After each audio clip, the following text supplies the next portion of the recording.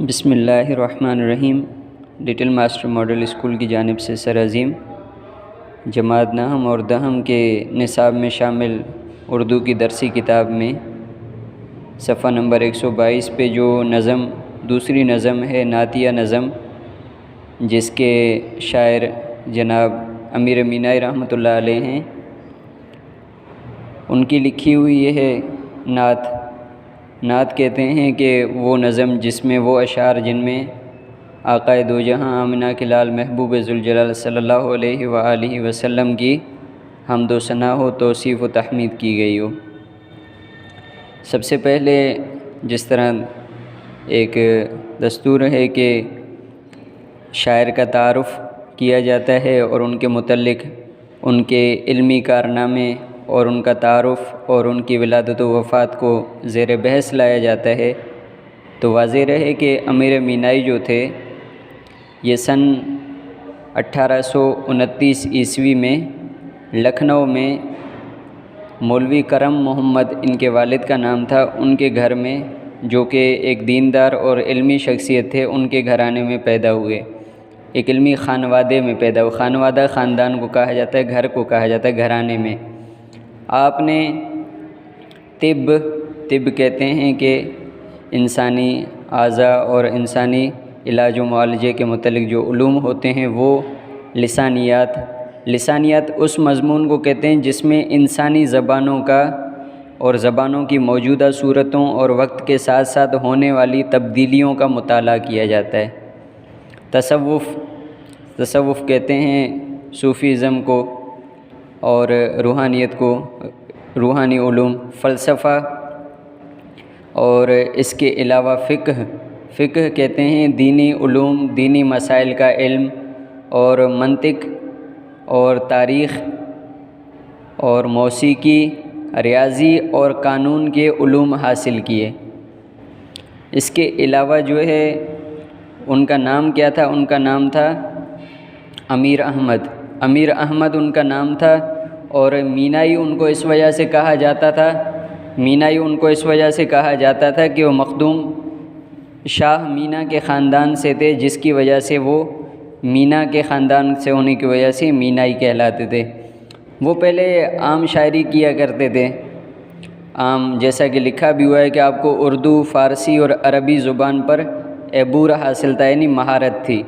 آپ نے حمد کہتے ہیں وہ اشعار، وہ نظم جس میں خداوند متعال کی مدح و ثنا بیان کی گئی ہو، نعت آپ صلی اللہ علیہ وسلم کی مدح و ثنا، شان، توصیف۔ مثنوی کہتے ہیں، شعری اصطلاح میں مثنوی اس کلام کو کہتے ہیں جس کے ہر شعر کے دونوں مصرے، شعر تو 2 مصروں کا ہوتا ہے کم از کم، تو اس کے ہر شعر کے دونوں مصرے ہم قافیہ ہوتے ہیں۔ قافیہ، ردیف، یہ تمام اشیاء کی تعریفات آپ کو جس طرح کے سمجھائی گئی ہیں، ہم قافیہ ہوتے ہیں، اور ہر شعر کا قافیہ بقیہ اشعار کے قافیے سے مختلف ہوتا ہے۔ البتہ مثنوی کے تمام جو اشعار ہیں وہ سب کے سب ایک ہی بحر میں ہوتے ہیں۔ تو صرف امیر مینائی رحمۃ اللہ علیہ نے، ان کے علاوہ بھی میر تقی میر نے، میر حسن نے، نسیم نے، مرزا شوق، انہوں نے بھی جو ہے سودا، انہوں نے بھی مثنویاں لکھی ہیں۔ مومن خان مومن نے کل 12 مثنویاں لکھی ہیں۔ اس کے علاوہ جو ہے یہ پہلے عام شاعری کیا کرتے تھے، لیکن بعد میں ان کے پاس محسن کاکوروی ایک شاعر ہیں، وہ آئے ان کے پاس اپنا قصیدہ لے کر۔ قصیدہ کہتے ہیں کہ قصیدہ قصد سے نکلا ہے، ارادہ کرنے کے معنی میں آتا ہے، یعنی وہ شاعری، وہ نظم جو شاعر نے ایک خاص ارادے اور خیال کے ساتھ کسی ایک بات پر اظہار خیال کیا ہو اشعار کے مقابل طور پر، تو ان کے پاس جب وہ قصیدہ لائے، سمت کاشی سے چلا جانب متھرا بادل، تو انہیں اپنی حالت پہ بہت افسوس ہوا کہ یار میں کیا لکھتا آ رہا ہوں، اصل تو یہ ہے۔ اس کے بعد انہوں نے نعت گوئی شروع کر دی، اور اسی وجہ سے ان کی خاص وجہ شہرت جو ہے، ان کی جو مشہوری ہوئی، وہ جو مشہور ہوئے وہ اسی نعتیہ شاعری کی وجہ سے ہوئے۔ آپ کی شاعری عوام میں بہت مقبول ہے۔ اس کے علاوہ جو ہے انہوں نے اس کے علاوہ بھی نعتیں لکھیں، ایک دیوان ترتیب دیا جو دیوان محمد خاتم النبیین صلی اللہ علیہ وسلم کے نام سے انہوں نے اس کے علاوہ بھی مشہور ان کی نعتیں حلقے میں رسولوں کے وہ ماہ مدنی ہے، یہ نعت ہے۔ اس کے علاوہ دل میں ہے خیال رخ نیکوئے محمد، تیسری ہے خلق کے سرور شافع محشر جو کہ آپ کے سبق میں شامل ہے، اور اس کے علاوہ آنسو میری آنکھوں میں نہیں آئے ہوئے ہیں، پانچویں ہیں بن آئی تیری شفاعت سے روح سیاہوں کی۔ اس کے علاوہ عربی میں بھی ایک ان کی نعت ہے حصل الشفاء بخیالہ۔ تو انہوں نے تصنیفات بھی کی، آپ کی کتب میں جو ہیں انتخاب یادگار ہے، صنم خانہ عشق ہے، امیر اللغات، یہ انہوں نے ایک لغت ترتیب دی تھی۔ مرأۃ الغیب، مینۂ سخن، خیابان آفرینش اور محامد خاتم النبیین صلی اللہ علیہ وسلم قابل ذکر ہیں۔ آخر میں انہوں نے اپنی ایک لغت لکھی تھی امیر اللغات کے نام سے، اس کو چھپوانے کے لیے، اس کو نشر پبلش کروانے کے لیے یہ حیدرآباد دکن گئے تھے، اور وہیں پر بیمار ہوئے، اور وہیں پر ہی ان کی 13 اکتوبر سن 1900 میں ان کی وفات ہو گئی۔ اور اسی طرح یہ علم کا، ادب کا ایک روشن چراغ جو ہے، ایک ستارہ جو ہے، یہ ہم سے جدا ہو گیا۔ اب آتے ہیں سبق کی جانب۔ نعت،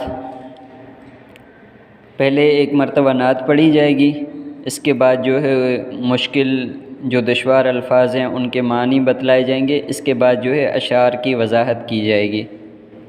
تو پڑھتے ہیں۔ پہلا مصرع ہے کہ خلق کے سرور شافع محشر صلی اللہ علیہ وسلم، مرسل داور خاص پیمبر صلی اللہ علیہ وسلم، نور مجسم نیر اعظم سرور عالم مونس آدم، نوح کے ہمدم خضر کے رہبر صلی اللہ علیہ وسلم، بحر سخاوت کان مروت آیا رحمت شافع امت، مالک جنت قاسم کوثر صلی اللہ علیہ وسلم، رہبر موسیٰ ہادی عیسیٰ تارک دنیا مالک عقبہ، ہاتھ کا تکیہ خاک کا بستر صلی اللہ علیہ وسلم، مہر سے مملو ریشہ ریشہ نعت امیر اب اپنا ہے پیشہ، ورد ہمیشہ رہتا ہے اکثر صلی اللہ علیہ وسلم۔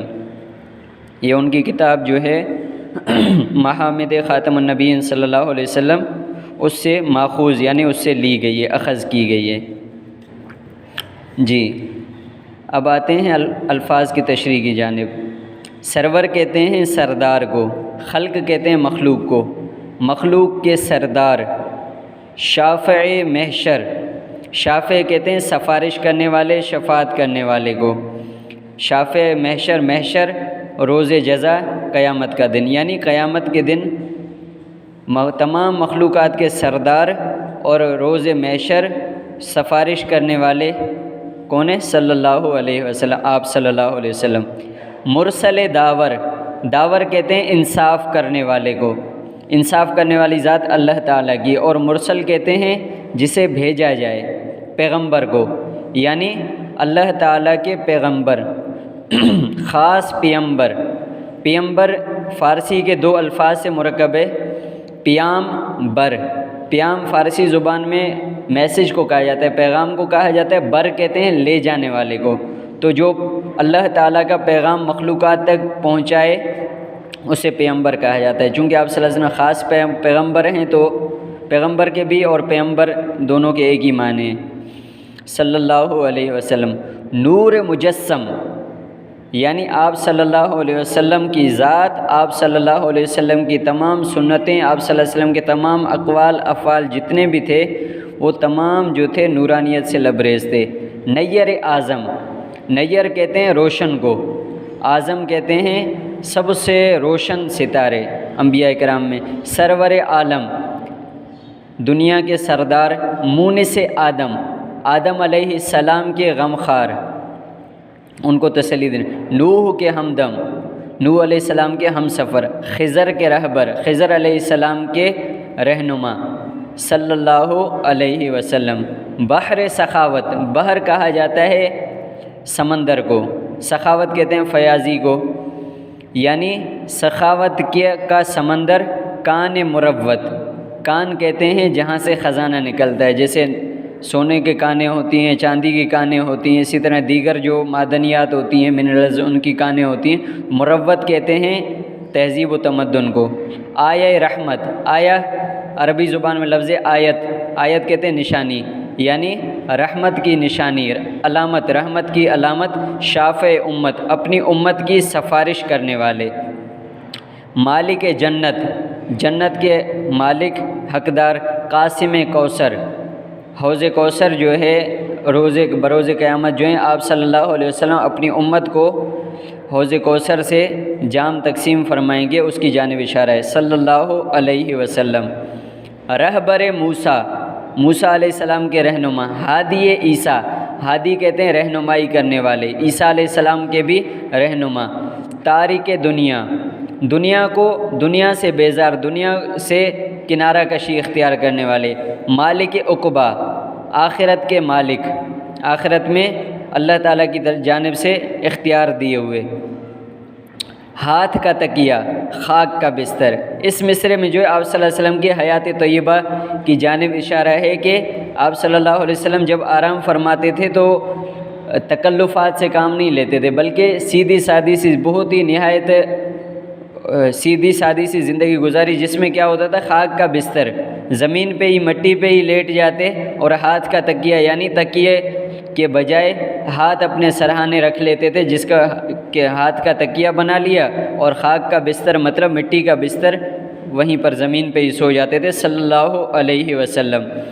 مہر سے مملو، ریشہ ریشہ، مہر کہتے ہیں مہربانی کو، شفقت کو، مملو کہتے ہیں بھرا ہوا، ریشہ ریشہ ایک ایک نس نس رگوں پہ، یعنی آپ صلی اللہ علیہ وسلم کی ہر ادا میں، ہر رگوں پہ میں مہربانی، محبت، شفقت، رحمت بھری ہوئی تھی۔ نعت امیر اب اپنا ہے پیشہ، یہ شاعر نے اپنا تخلص استعمال کیا ہے۔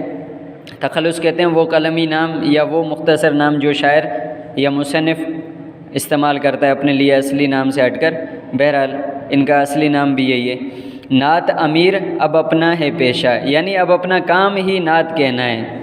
ورد ہمیشہ رہتا ہے اکثر صلی اللہ علیہ وسلم، یعنی اب میری زبان پر اکثر جو ہے، اکثر و بیشتر آپ صلی اللہ علیہ وسلم کی مدح و ثنا، درود و سلام رہتا ہے۔